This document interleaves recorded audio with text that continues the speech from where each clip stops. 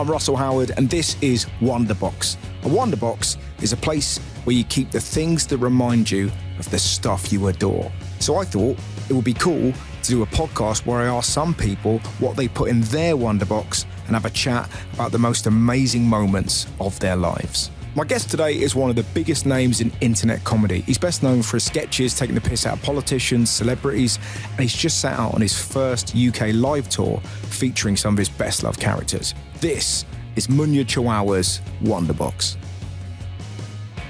So I'm here with Munya Chawawa. Yes, sir. There you go. And Dan Atkinson, who's our producer. Hello. There you go. Right, let's crack on. All right, So the first thing you want to put into your Wonderbox, what is it, my friend? First thing I want to put in my Wonderbox is a Sega Genesis cartridge, of a game called Streets of Rage. Okay, so why specifically? Let's start with the name first of all. I presume it's a computer game. Yes, Streets of Rage. What is so special about Streets of Rage? Okay, so it falls within the category of what I'm most passionate about, which is video games. Oh, really? Yeah. Video games for me is the only thing I can switch my mind off. Okay. You know, you've got both your hands full. You can't be texting. You can't be gesticulating. You're in the game. Okay, that's interesting. So my grandparents lived in England. We lived in Zimbabwe. Right? Yeah. And they smuggled over a Sega Genesis. To be honest, I say smuggled over. It wasn't that they smuggled over, but it was a big sacrifice in the luggage. Yeah. You know, that was a lot of kind of heel-supported shoes that could have taken that place. Yeah, absolutely. So they bought us a Sega Genesis, and I remember they told us to go outside. We didn't know that they'd bought it. And then we came in after a few hours, and there was the game literally flashing on screen of Streets of Rage. And I was hooked. Yeah. And the reason I mentioned that game in particular is because one day I played it so much, I actually lost the ability to see in colour. Okay. I swear to God, I finished playing, I looked around, I couldn't see colours.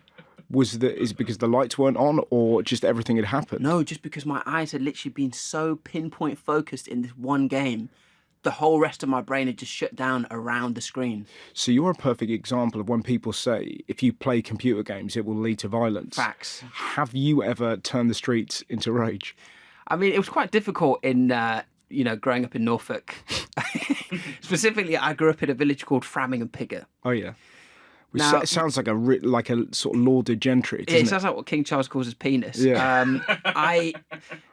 There was no one to have rage against. It was like a different kind of like ghetto, right? So there are these bunnies. There are these rabbits in Framingham Pigger. And, you can call them bunnies. You're amongst friends. That's like calling your dad daddy, isn't it? There were these rabbits, and they had this condition called myxomatosis. Yeah, I know. Yeah. You know the one? Yeah, I've seen my dad kill rabbits with myxomatosis. This is what I was about to say. Mm-hmm. If a rabbit has myxomatosis, its whole head swells up. Yeah. Its eyes go all puffy. It looks like Harry Maguire. Basically, if you step on them, or if a car runs over them, the heads explode. So imagine being told, cool, when you go out to school, don't worry about being mugged, don't worry about drive-bys, but if you step on a rabbit, it will explode on you. That's what I had to grow up against, man. Against potentially, and were there lots of rabbits? Yeah, there was a few. It was like Squid Games trying to get to the bus stop. And have you ever stepped on a rabbit? No, absolutely not. I was horrified. Have you ever seen anyone step on a rabbit? No, but I've seen the results. Have you? It looks like a really sort of chunky hummus. Wow. A chunky furry hummus, which was actually my rap name in school. I see. That's my theory about Norfolk, because I think they deliberately put roadkill on the main road into Norwich so that nobody goes there. Because everyone outside of Norwich is fed this idea of like, oh, we're all inbred, oh, it's awful here. And then you go there, it's all right. Yeah. And I think they deliberately put dead animals so that people will turn around. That's a sick theory, man. That's a sick conspiracy. I got another one. Mm-hmm. And so the Black Panther, you've heard about the Norfolk Panther? No. You must have heard Is that the kind about of it, bro. the creature that wanders about? Listen, right. I thought, or it's a Norwich man who's part of a sort of a race movement. All right, I'm the Norfolk Panther. Listen, the Norfolk Panther is real, and I'm gonna tell you how. Two things. Number one, there was a cathedral in Norwich or something like that, a church in Norwich, and one day they went in there. There was claw marks across the lectern. Right. Yeah. That's got nothing to do with the systemic abuse. Yeah. That was no, but they were the size of a panther. It was not priest had size. Okay. Yeah. So that's the first bit of evidence. Then I've got anecdotal evidence. That's the first piece of evidence. Yeah. Okay, go for it. I have got anecdotal evidence. Yeah, sure. So, where I used to live in Framingham Pigget, Yeah. we didn't even have streetlights. Yeah. As I told you, it was the ghetto. Yeah. There was one bus stop, and it was a 30-minute stretch from where I lived. So one day I've come back from the gym, and I've said to my mum, "Can you pick me up?" Yeah. Which was the only way I could get that down there. She was like, "Nah, today I'm cooking, so you're gonna have to walk." Today I'm cooking. At the same time that the Norfolk Panther rumours were booming, Yeah. there was also a guy in a white transit van who would circle around the village just being a creep, right? So I now had to look out for the Norfolk Panther and potential nonce. Yeah. So I've started walking down the lane. Yeah. It's pitch black. I get to halfway down. Now, if I was a panther, this would be the perfect place to attack. Mm-hmm. If you're a panther, you stalk your prey. That's the number one rule of being a panther. That's so he true. would have known my routine. Yeah. So They've got I'm one of those clicky wheel things. And they sort of measure it. So I've got halfway down the lane, and I start to hear a commotion behind me out of the bushes. Yeah. So I'm thinking, right, maybe some myxomatosis rabbit knows what's about to go down. But then I start to hear the distinct sound of claws on hard surface. Yeah. So I've started to run. I'm panicking. Yeah. My bag opens. All of my stuff falls out. So I've turned round for it now, and in the nick of time, a car pulls up in front of me. Oh, no. Yeah. So I'm like, yes, my dad finishes work around this time. He's seen me. He's going to pick me up. So I'm scrambling, putting all my stuff in my bag. I turn around. I look at the car. It's not my dad's car. You know what it is? It's the transit van. And guess what? The door's open. Oh, God. And guess what? He's got a boner. No. Probably. Yeah. There's no one in the car. Oh. So now I am potentially being chased by the Norfolk Panther and the Norfolk Nonce. Wow. And guess what? Survived. You survived? Mm-hmm. Did the Norfolk Nonce? I survived it all. I don't know where the Norfolk Nonce was. My theory is Maybe he got the mauled Panther. by the Panther. His boner got mauled off. This feels like the ultimate Netflix true crime. And this is why I'm doing the podcast, bro. Where a panther travels from remote place to remote place, kills paedophiles, so that all the children are free. I'd watch that. Yeah, Marvel's been on the decline. This could bring him back. What I love, see, this is the great thing about the podcast. We've drifted wildly away from computer games. So to go back to the story, I love the fact that your grandparents had a big suitcase. Yeah. They made you go out of the house, which to me sounds like they're going to get rid of a body. But that feeling when as far as presents go, grandparents traditionally give bad presents. But I've had those, bro. But to have a Sega, surely they go into the position of number one as grandparents forever. Yeah, but things you just reminded me now of this one time that my grandma bought me silk leopard print underwear. Okay. With a band that said "Hot Stud" across the front. But when you factor in the fact that she got you a Sega and she gave you all those kind of memories. Oh, yeah. So what? So you said I forgive her. It's still your passion then. So Video games, yeah. What was so amazing about Streets of Rage? It was just like this sort of society in which the government has crumbled and you're basically beating up thugs. In terms of logics, it didn't hold up too much because when your health was low, there would just be a whole chicken on the road, which you'd just eat. Okay. A whole cooked chicken would just be laying about amidst these burning buildings and cars. Yeah. Well, maybe that would be a good apocalypse. Was it just that game? Were there other games? Yeah, so, it was, video games for me were and are a great escapism, as I mentioned. But, I remember it was an era where they would have video games of all the best films. So you play Aladdin, Lion King. The thing was, with a Sega, you couldn't save the game. Right. So oh my God! If you got 60 levels in and you died, or you had to go and eat dinner, that's the end of your career. And that's the worst thing when somebody, if you've just saved it or you haven't saved it, you've just left it on, and then somebody just comes and turns it off. Because you play video games. So I only ever played, when I was a kid, I played football games. So I would play football during the day, and then I'd come home and I'd play football so we had a Commodore Amiga. So we used to play Sensible Soccer. Right. Then we would play Pro Evo and FIFA. Those are the only games. We used to play a game called Captain Planet briefly. Oh, yeah. Which was about, you'd sort of go around tidying up the world. I had no fucking interest in that. Yeah, you know what? I've got a really weird theory about football games. Okay, this is only a Munya theory, so it only applies to me. But I think they should study it. When I play FIFA, if I come off FIFA for the next 7 days, I'm amazing at football in real life. Yeah, I can see that. So we played Soccer Aid together. We did, yeah. I was trash. No, you've done all no, right. bro, no, come on. There was a day where we had to do volleys, Yeah. and I literally had Roberto Carlos crying with laughter because I was the only person who couldn't connect with a volley. Yeah, but And I hadn't played FIFA that week. Explain that. Let's see. Well, what I would say is let's see Roberto Carlos try and write a sketch. Facts. Let's see Roberto Carlos do stand-up. That's exactly it, man. Do you know what Get him in worried- the studio. I need to tell him that. Do you know what worried me about Roberto Carlos? He was the first professional footballer that I met when I did Soccer Aid, and he was drinking Beck's for breakfast. and that's when you go, oh, we're not in Oz anymore, Dorothy. No, like, because he was better than anyone, and he's a big lad now, and he was pissed. Yeah, but did you see his calves though? That's what I mean. My guy looked like he was smuggling mangoes under his calves. Yeah, it was chaos. You can't test that guy. Well, Cafu nearly broke my ankle. Cafu's a machine. Cafu hurt me. People think Cafu's my dad. Do you know that? No, I don't. People think Cafu is my dad. Okay.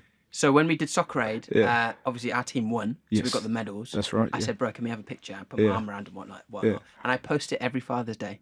And people believe it. I don't doubt it though, but I mean, Jesus, what's your dad like? Is he as good as Cafu? Oh, no. My dad is a whole...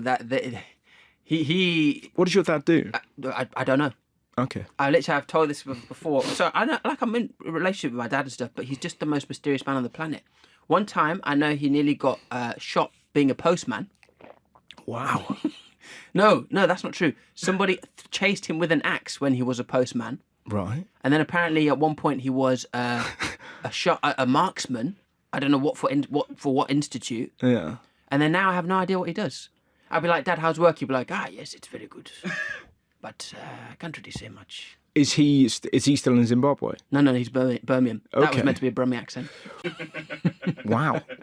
So you've got no idea what he does at all? I got no idea what this Fucking guy does, interesting, man. man. But don't you find that dads can be very elusive like that? Dads are elusive, but as far as elusivity goes, that's top draw, mate. He doesn't For know... to say that your dad got chased by an axeman, I mean, what I would say, it did say on the letterbox, no junk mail. Do you know what I mean? They were pretty adamant.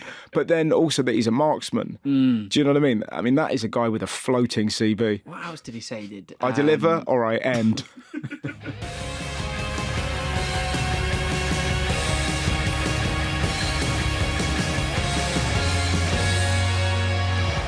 Let's have another thing that you adore. Right. The next thing I'm going to put into the box is a slice of pizza. Okay. A slice of chicken and some sort of sweet pepper pizza. Okay. Right. And this is because it reminds me of my best day at work. So, this is an evening during lockdown, and Chip, who is a renowned MC, revered within the rap scene, he's the man who never runs out of bars. That's what they say about him. He sends a diss track to Stormzy, right? And the internet explodes. Okay, everyone's like, is Stormzy going to reply? How is he possibly going to come back to this or whatnot? I've done my work for the day. I put my sketch out. I'm sat on my bed, boxers on, slice of pizza. Yeah, I'm chilling. And I open Twitter to try and see what this discourse is going to be. I want to see the memes. I want to see the da-da. And I open Twitter, and my name is the first name under the Chip versus Stormzy hashtag. Right. And it's like, whatever Stormzy replies, Munya is going to reply quicker. Right. And there were people like, yeah, Munya's already got his diss track ready. Because this was a time when it was in lockdown. I was responding super quick to stuff. And I'm thinking, I've not even written one word. And I tweeted this out. I was like, guys, now I'm going to sit this one out. Like, yeah, I'm going to leave it to the pros. And they were like, yeah, sure, Munya. Can't wait to see what you produce. And this momentum is getting more and more and more. And I'm thinking, okay, now I'm in a situation. Should I do it? Should I not? It's 11 o'clock at night. I had one Twitter DM. Yeah, I never get message on Twitter. I opened the Twitter DM, and where Chip performs all of his diss tracks is a Shell station. Yeah, that's his iconic whatever backdrop. And it was a message from John Boyega, and he said, "You better be at a Shell station right now." And I went, "Holy crap! I'm about to do this." So stayed awake till 3 a.m. writing a diss track against Chip on Stormzy's behalf. Right. Still haven't had a thank you. Yeah. Went to Shell Station in Crystal Palace, you know the one. I do know the one. 4 a.m. Yeah. I was there. Filmed a diss track. Yeah. Edited it for 5. And you're not even allowed mobile phones on the forecourt. Exactly. Never mind the freaking gimbal. Put the video out. That was like the first day ever I've trended on Twitter. It was the character I did, Unknown P, and Munya were both trending at the same time. and it was like the biggest rush ever. It made all the papers, and whatnot. It was like one of my most viral videos, and the reason I mentioned the pizza is because that pizza definitely was undercooked, and so I did the whole thing whilst food poisoned. Oh my God! Yeah. Where did you get the pizza from? It was just somewhere on Uber Eats. Right, and it let you down, but maybe it was the mania from the food poisoning that gave you an extra something. This is what I'm saying, man. And when that happens, what can you remember what you wrote? What was it that Chip said about Stormzy, and what was your favourite reply? Okay, this is a sick bar. Let me try and remember it. So it was, the first lines were, "Didn't think it was me that would murk you. Here's something for the Twitter birds to chirp to. I'm a posh MC, but I make a man run out of bars like a 10 p.m. curfew." So, at the time... There was a 10 p.m. curfew because of COVID, and Chip never runs out of bars. I get it. So the double entendre of making him run out of bars like a 10 p.m. curfew. Not getting excited enough in the studio, guys. And so when you wrote that, did you know that's a hit? Because it fascinates me that when, like, you know that song, There She Goes by the Lars? Yeah. They must have known when they did it, that was a hit. So as you were writing that, were you like, this is the one? It was hard to know, because I was in a flat share at the time, so I had to climb into my own wardrobe to do it, because I couldn't wake up. You went full Narnia. Yeah. That makes it even more interesting. The realms of Narnia to write this track. You wrote the song in a cupboard. Okay, so I didn't have to write it in a cupboard. I performed it in a cupboard. I recorded it in a cupboard. What, because of the sound? Yeah, because I couldn't wake up my flatmate. Because how can you explain that to someone? I'm sorry I woke you up as writing a reply to Chip. Yeah. I'm wading into a grime where I have no license to be in. It's just one of those really surreal things you can't describe to someone you're living with. But there's something really cool about the fact that there's a real air of the entrepreneur about you in a really great way, that you were like, right, I'll give it a go. Yeah. I'll throw it out there, and it becomes a huge thing, rather than kind of going, well, I'll sit on it and I'll weigh up the pros and cons. The very fact that you wrote it, got in the cupboard, got it out there. Yeah. But that's one of the things I'm gonna, I'm talking about, because I'm trying my hand at stand-up at the moment. Yeah. I'm gonna talk about the fact that this whole 2-3 years has been really kind of scary at times, because I never wanted to be a comedian. Right. So when did you want to be then? So okay. So the first, at school when you'd be in school and you'd say, your teacher would say, "What do you want to be when you're older?" You say something mad, unrealistic, like, "Oh, an astronaut or a homeowner." I said I wanted to be David Beckham's hairdresser. Wow. I don't even know why. But particularly at your age, you'd have got a lot of work out of that. I know. Yeah, he was changing every week. Yeah, I mean, that's the thing. I did have that entrepreneurial spirit, because as you're right, he had the mohawk, he had the freaking cornrows, he had the frosted tips. Obviously everyone else in my school wanted to be a footballer, which maybe I should have done. It's such a weird thing that when someone says to you when you're little, right, what do you want to be? And it's such a, I don't know, it's such a working class thing, isn't it? Of like, I want to be something, like I want to be a comedian. I want to, do you know what I mean? Like, and then all your mates will just rinse you, or I want to be a musician or whatever. Yeah. It's such a weird thing where you often think, it's like all actors, broadly speaking, in the UK that are successful went to public school. Yeah. Do you know what I mean? And they're like, well, I want to be an actor. And they can be penniless for years because they live in the quarters of their... But it's sort of that odd thing, if you're growing up in the arse end of nowhere where you're being chased by nonces and panthers. But it's sort of that weird thing. You spend so much time on a wall thinking, just having the kind of courage to go, fuck it, I'm going to try that. To be honest, I wanted to be a TV presenter first. Did you? Yeah. And I knew when I was in Frammy and Pigott, and because there was no one there. I didn't have any friends living there. Yeah, I just walk around daydreaming all the time, and it would go between TV presenter or singer, or I never let stand-up comedy be a thought because I was terrified of it. I did a 5-minute gig which was for a TV show, so it was kind of more produced. Yeah. The other gig I did was just absolutely mental. I had to open for Thundercats music concert in Brixton Academy in front of 5,000 people with 20 minutes of stand-up. So that was the second gig you done? That was the second gig I did. Oh, that's a big start, son. And then I just said, right, I need to learn to be a stand-up in 3/4 of a year. And I remember someone said to me, one of my live agents said to me, I had a comic tell me it takes 30 goes to perfect a bit. And I went, this is classic Munya brain, I went, well, I'm going to do 80 gigs before my tour then, because that means some bits I will have done more than 30 times. Absolutely. So I know in the world of stand-ups, 80 is not a lot, because I meet you guys, you're doing 4 a night, whatnot. But to me, as someone who was not only scared of stand-up, never done it before, I was like, I'm going to try and get to 80 gigs before tour. Yeah. And that's what I've been doing the whole year. And it's amazing. I learned so much. It's also terrifying. But that's been the journey this year. And so whether it's the Stormzy video or the online sketches or now the stand-up, it's been a big journey of fake it till you make it. But you've got a really, you have an interest, remember we spoke about this, you've got an interesting story, given that you were you born in Derby? You're born in Derby, yeah. And then you went to Zimbabwe, and then you moved to Norfolk. Yeah. There's interesting chapters there straight away. Exactly. And then when you factor in becoming a viral sensation and then sort of becoming like an internet celebrity. Yeah. Do you know what I mean? And then everything there's lots of interesting areas where the audience are going to want to know stuff about you. For sure. But then doing stand-up, the great thing is, particularly if you do 100 gigs, you sort of figure it out and you sort of get that kind of muscle memory. Yeah. Do you know what I mean? That's where very you kind of go, and it's fun. Once you move beyond the kind of fear, which is obvious, you just get that way of just kind of communicating. Well, that's the thing I kind of wish I had before I did so many of the shows that I did. Yeah, but that's the point, because you're figuring it out. Yeah, but hang on, think about this. Yeah, you come out of lockdown and You're famous. you come out of lockdown. So go into lockdown 2 weeks before lockdown. I was working in an office. Yeah, right. Go into lockdown, come out, and everyone's like, "Oh yeah, you're the comedian." And I'm Yeah, thinking, yeah, "Am I?" yeah. Yes, you are the comedian, and you're on last leg on Friday. Yeah. Then you're going to do 8 out of 10. Bro, those were imagine those as your first gigs. Yeah. Or like even Taskmaster, like I wouldn't change doing Taskmaster for the world because it's one of the best things I've done. But sometimes I think to myself, imagine what I would have been like if I had the confidence of doing stand-up.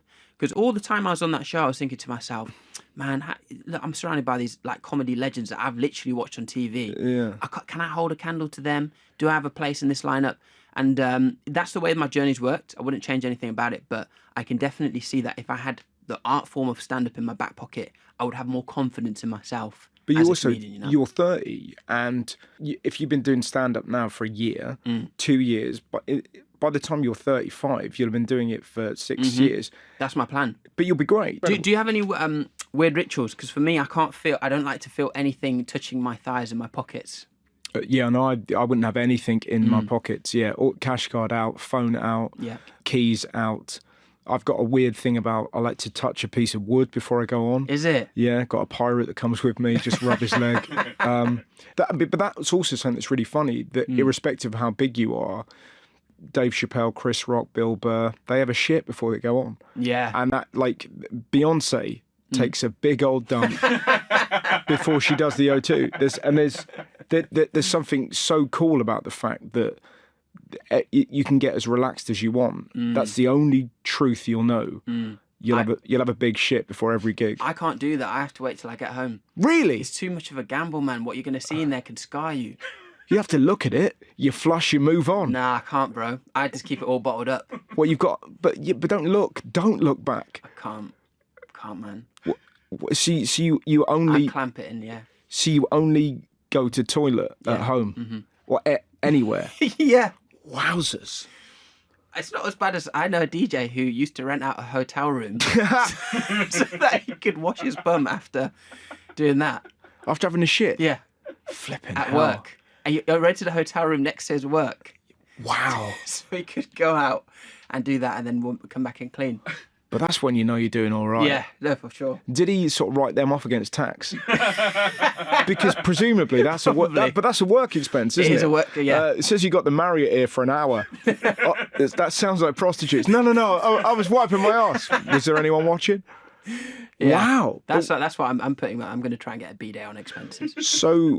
So when you have your movement at home, are you regular? Are you like a one-a-day guy? I'm just a normal guy, average Joe. You're not a normal guy in that you've never shat outside your house. No, obviously, bro. You've never shat outside your house and you do your work in a cupboard. No. When needs must, but I'm not one of these people who actively seeks toilets outside their house to do their business. No.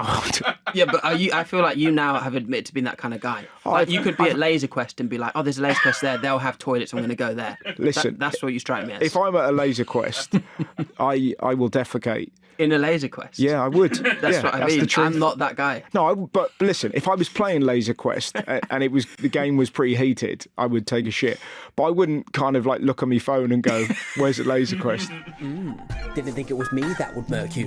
Here's one for the tweet gang to chirp to. I'm a posh MC, but I make man run out of bars like a 10 p.m. curfew. I'm so unholy. Turned up to the clash on the back of a bright white pony. You may be the guy, but I can make a grown man cry like Angelina Jolie.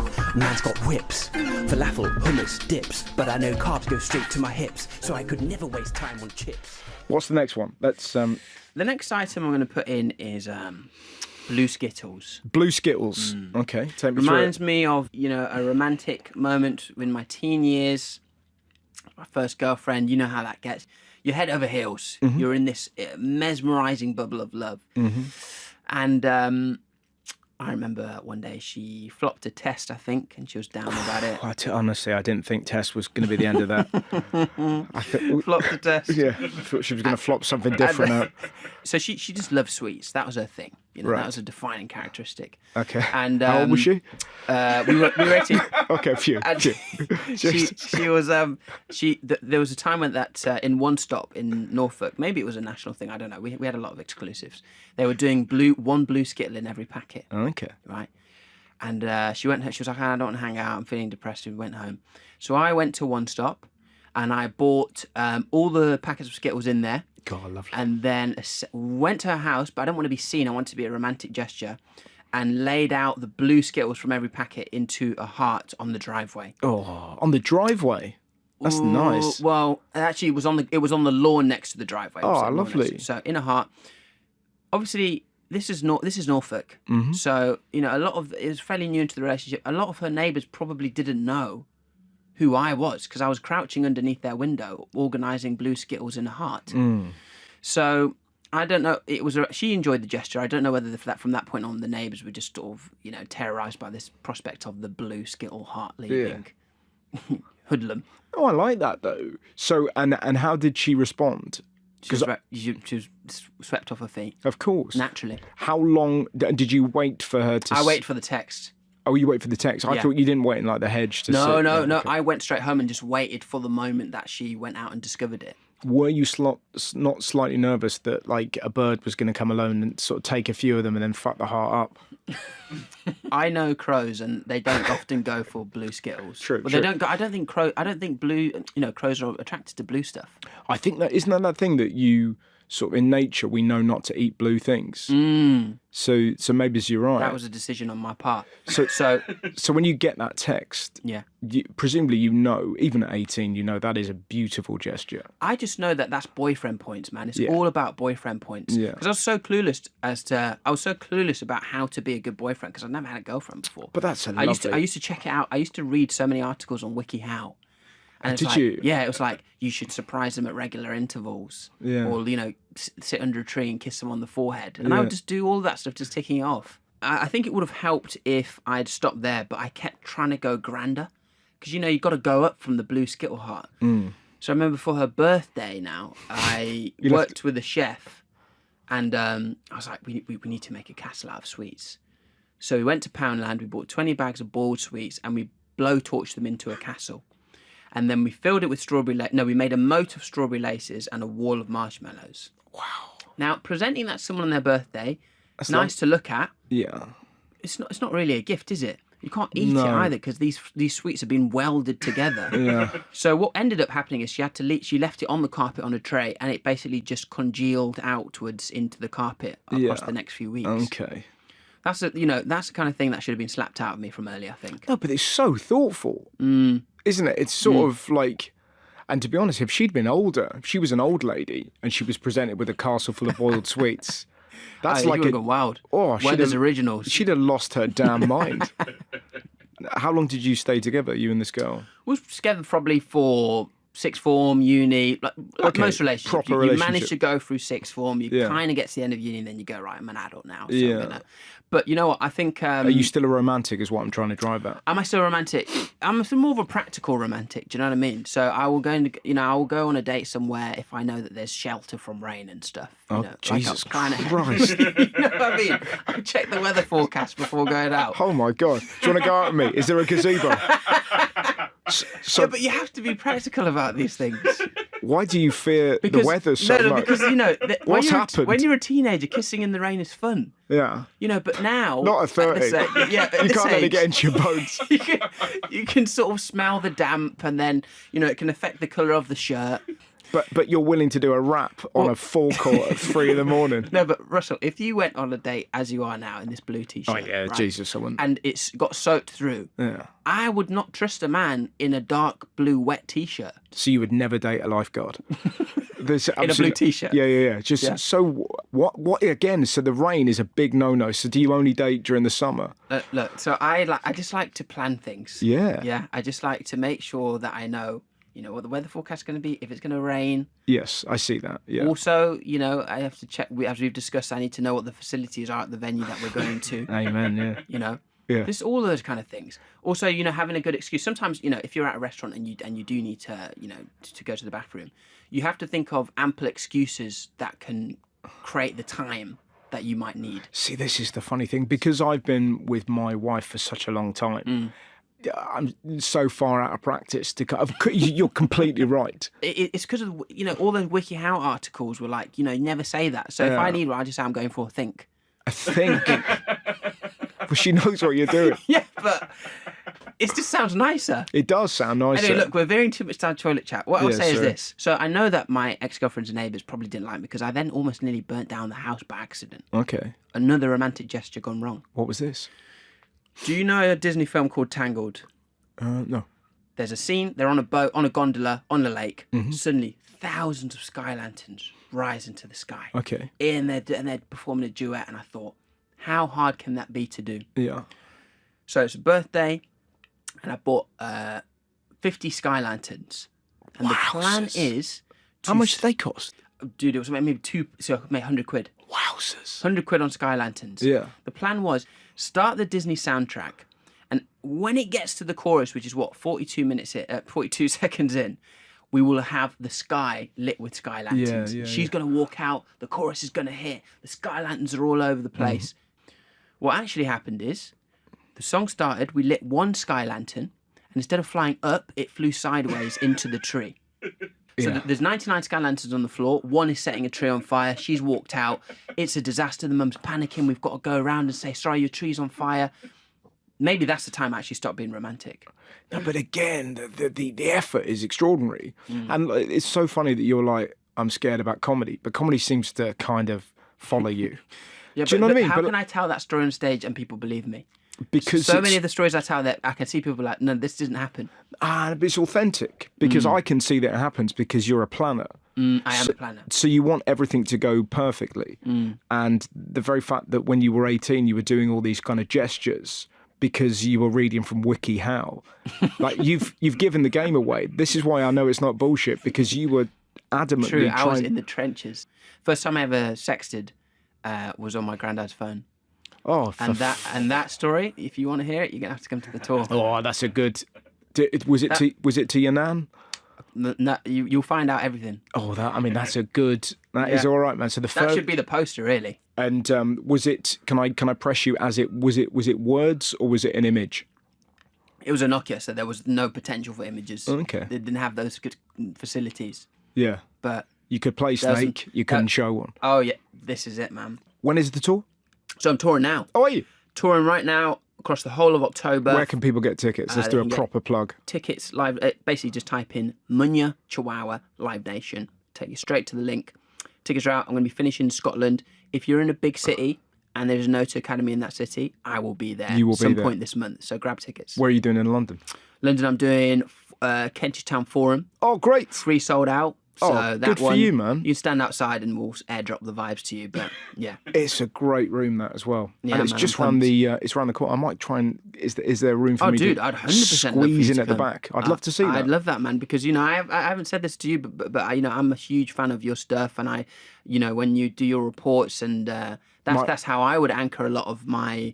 I would try to get your gauge on things and then think, okay, right, how are the good satirists doing it? I don't know if you'd say you're a satirist, but a lot of the stuff is satirical. Yeah, it's funny, isn't it? Because I think that's where the world has changed, in that you you don't wear a suit and you don't sit behind a desk. And that's something that I've always wanted to do. But this weird thing in this country where apparently to be a satirist, you have to look a certain way, you have to wear a suit, you have to be behind the desk, you have to do that a lot. But that isn't the truth. The truth is, it's like what you do. You know, you can write songs, you can do a sketch, you can make jokes. It's so multi-layered. I hope so, man. And you know, to be honest, all the songs and the sketches and the stuff are things I'm trying to build into the tour.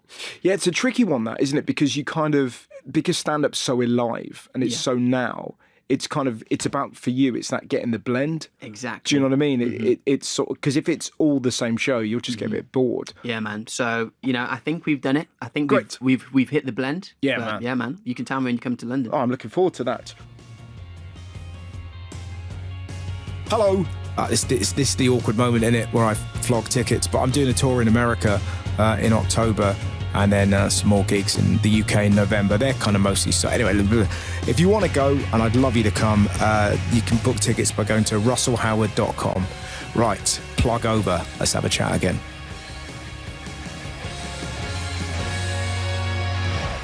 Right, what's the next thing in the... The next thing I'm putting in the box is actually hot or cold water. Okay, let's just say water. No, but the temperature's important. Okay, apologies. Because it links to what I think is a hidden talent that I have. Okay. I've mentioned this a few times to people. They don't believe it. Yeah. But I think I can tell the difference between hot and cold water just from the sound. Okay.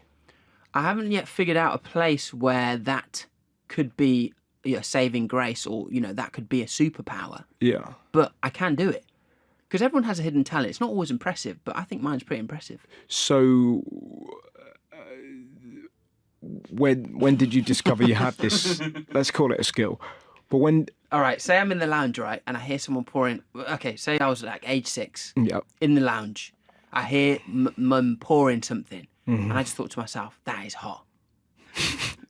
Okay. That's the origin story, that's it. Right. And then would you sort of then go out to the kitchen to go, yeah, it is? Yeah. Or I'd see her walk through with a cup of tea and I'd go, boom, spot on. Yeah. And then it kept happening, bro. Right, okay, Jesus Christ. I mean, what the fuck are you talking about? So No, but hang on. Wait a minute. This is what I'm saying. You're trying to ostracise me because of a skill I have. No, I'm not. It's just your mum's in the kitchen. But I didn't see her. No, but you heard the kettle go on. No. I mean... No, I never. I was distracted. Okay. She's running the bath. I bet that's hot. Yeah, of course it is. Yeah, but okay, but sometimes people will pour a squash. Yeah. And I'll know it's cold. But where's the evidence? Well, you guys are responsible for setting up the experiment. But if you said we've got a pot here full of hot or cold water, we're going to pour it now, then I will be able to show you 10 times in a row. Okay. I see a producer nodding his head though. Yeah. I tell you what. Let's get a pot of hot and cold water. We can do this. We can do it later. And we'll do it later. But eyes. can we let's make it interesting. Let's get a hot coffee and a cold coffee. And what do I get now? Because obviously you've now shamed me. What do I get if I'm correct? What would you like? Respect. Oh, I'll give you respect. I've got respect for you, so you can have something more than No, that. I want respect for my skills. Oh, for the so skill. what I'm saying is, when you next tour, I have to open with that act. Yeah, you get me on and you say Munya's going to do 5 minutes of hot water. Imagine that. Oh, mate, that'd be so funny. Munya's going to do 5 minutes of hot water stuff. But do you know the funny thing? It would genuinely be watchable. Like, it's sort of that, because it's such a mind-numbing skill. You could win Britain's Got Talent with that, because everyone like, it doesn't sound like anything. But as soon as you started it... You're invested now. Yeah. I got people outside this studio moving heaven and earth to get me a cold coffee right true. now. We do want to know, in fairness, do you know, something very exciting is about to happen now. We've got hot and cold water. We've got hot and Let's cold get it in. water. So this is... Right, I'm not going to look. For anyone listening, I'm looking down at the desk He right is, now. in fairness, he is looking down. So let's do this in various stages. I mean, this is... I'll try and help for the listeners. So we have two... You can look now, Munya. So we have two teapots here. Yeah. There's one on the right, one on the left. They're both the same colour. Would you like me to do anything? Would you like me to tap? Nope. You're just going to... The moment that moisture comes out of the spout... Oh, it's... Hang on a fucking minute. What? What? Because you're going to see steam. I'm not going to look. Okay, that's the Guys part. are not All right. listening. Right, hang on. So I'm going to try and turn so I can still speak in the mic. You can hear me, yeah? I can hear you perfectly, right? Right. Shall I lift it for a bit? Right, so this is the first teapot on the left.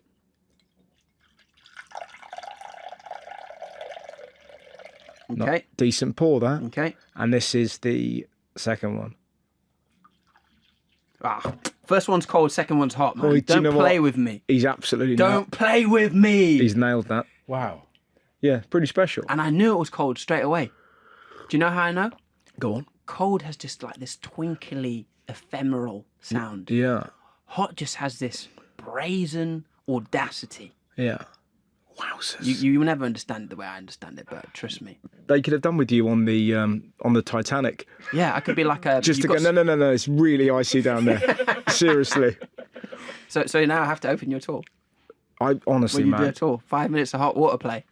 of play now. Yeah. Well, do you know, I think somewhere. that was impressive. And also, you guys didn't believe me. You doubted me. I did. Yep.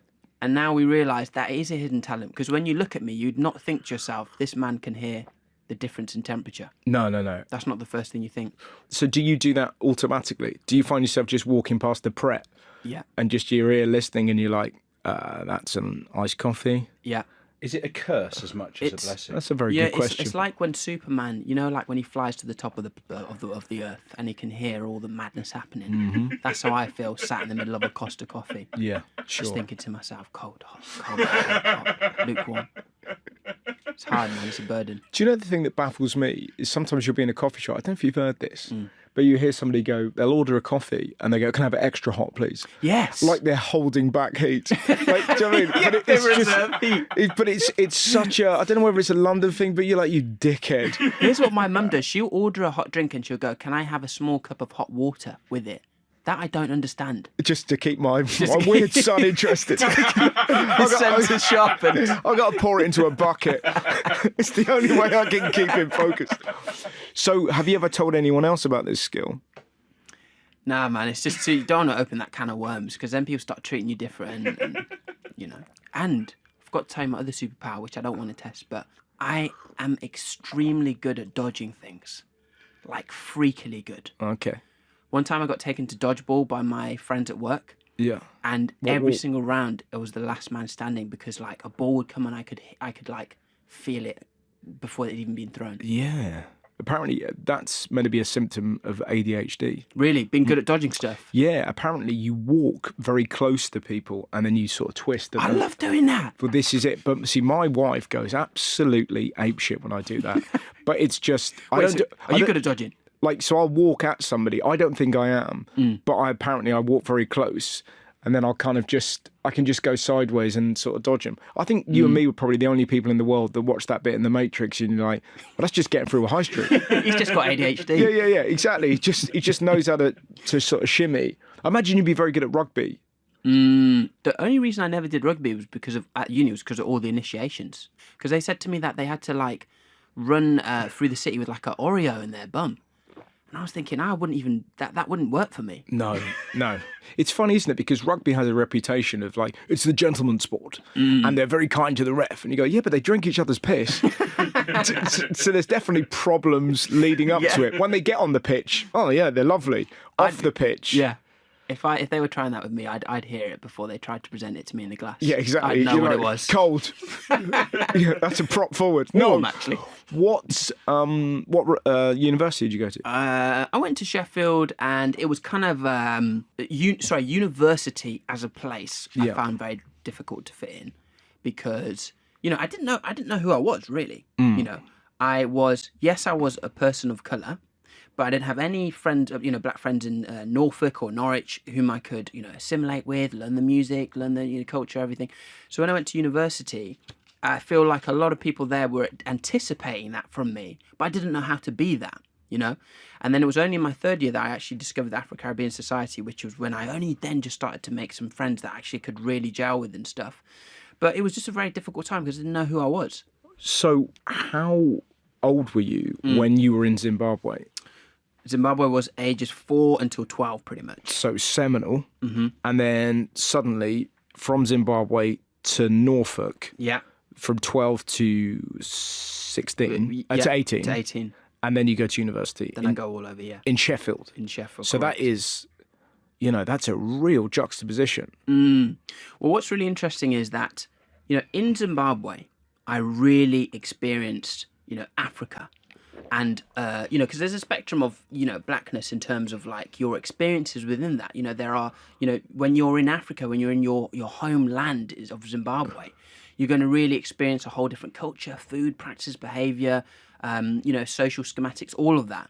And then obviously you move to England and it shifts slightly because obviously it's sort of like, you're in Britain, those things change slightly.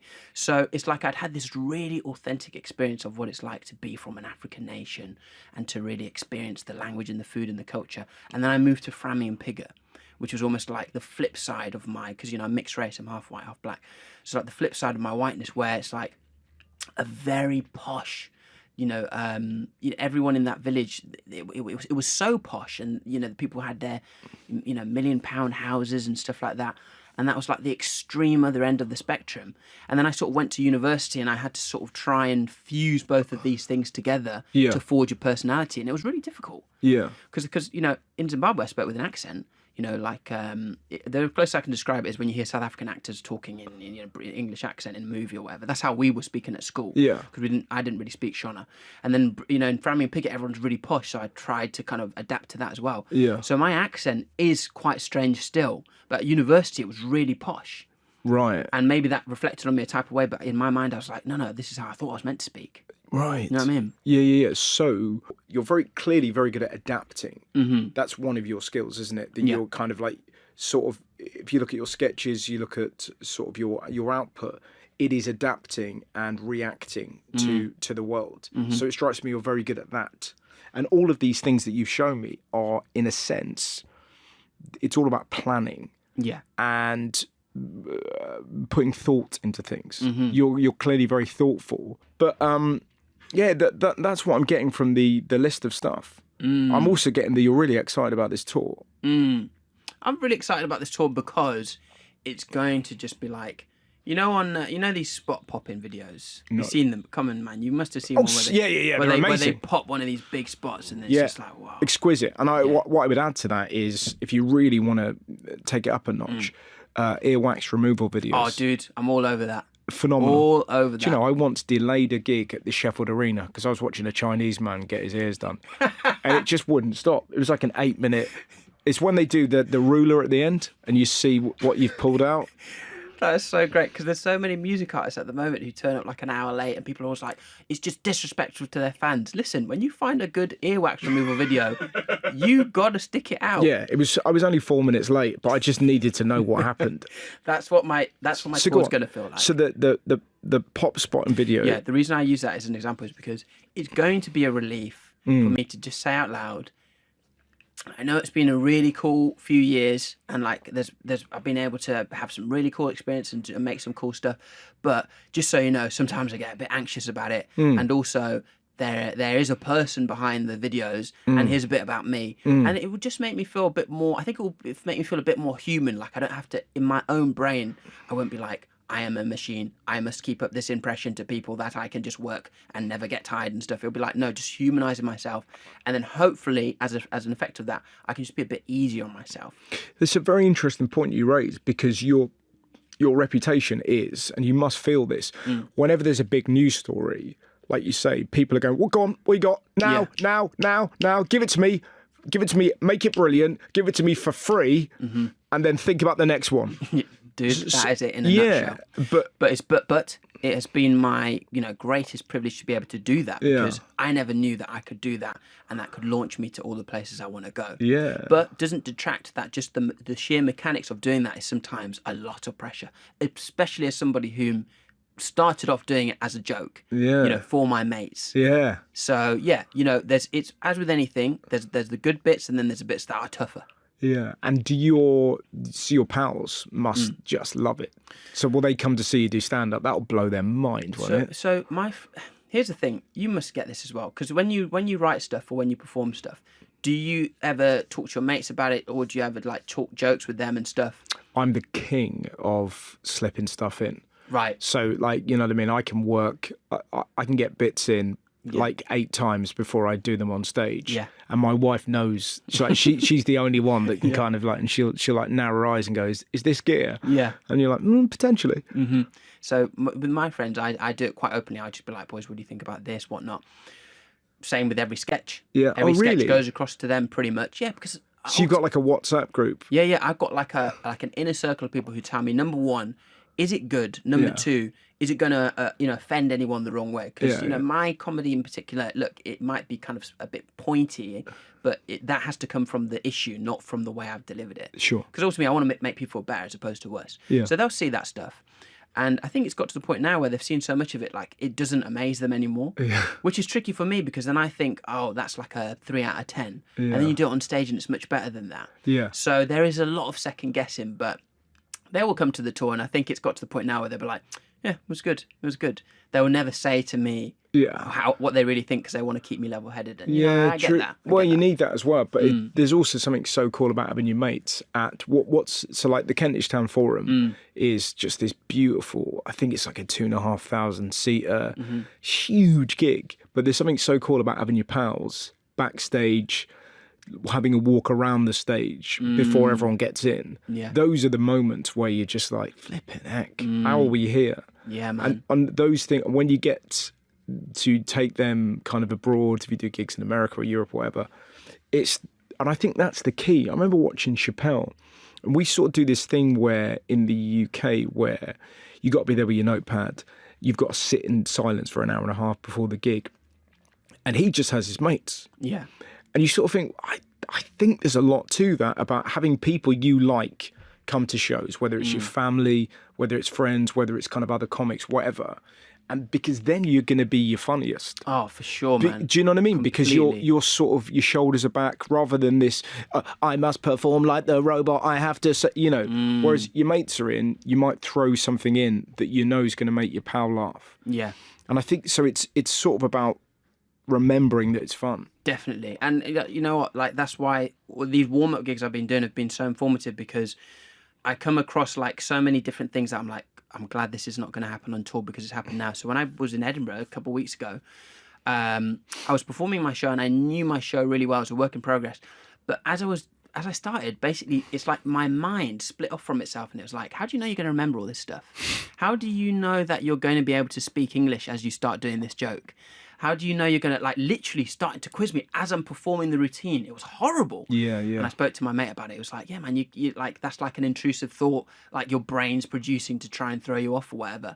So it's like, there's so many things that I have to, like, learn and try and do now or get out of my system now so that when I'm on tour, I'm, like, proper battle hard and ready to go. But yeah, man, it's just been a crazy journey, and but also there's so much comedy in the fact that can you speak other languages other than English? No. But the very fact that your brain is kind of going, what if you start speaking Spanish? And it's like there's such it's sort of following your own nose just to kind of go, what the fuck? I don't speak Spanish. Yeah. But like it's suddenly going to come out, and you're like, I think that's the key. Like, is always to be there and kind of go. If you acknowledge that to the crowd, it's so weird. My brain literally went, don't speak Spanish. I don't speak Spanish. So it's like, never mind you lot heckling me. Yeah. My brain is, and it's sort of that, I think. Yeah. It sounds exciting though, doesn't it, Dan? Chatting to somebody who's about to do their first ever tour.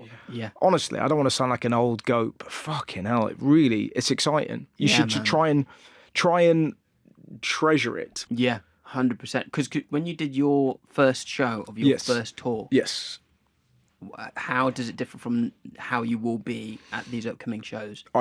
So the first ever gig I did on my own was at the Canterbury Gulbenkian in Kent, and I think it's like a 400-seater, and I did 2 45 minutes myself, and I was on my own, completely on my own. There was nobody there. And it was such a brilliant gig, but the loneliness afterwards was weird because you suddenly go, all right, I've got to drive home. Yeah. So it was, I realised for me, I liked being with other people. So I liked having a support act, just somebody you could hang with. So that the big difference now is I will make sure I've got a tour manager, my friend Kumar, the mighty Kumar Kamalagaran, who's one of my best mates. So I like hanging with him. I'll have a support act that is a friend of mine.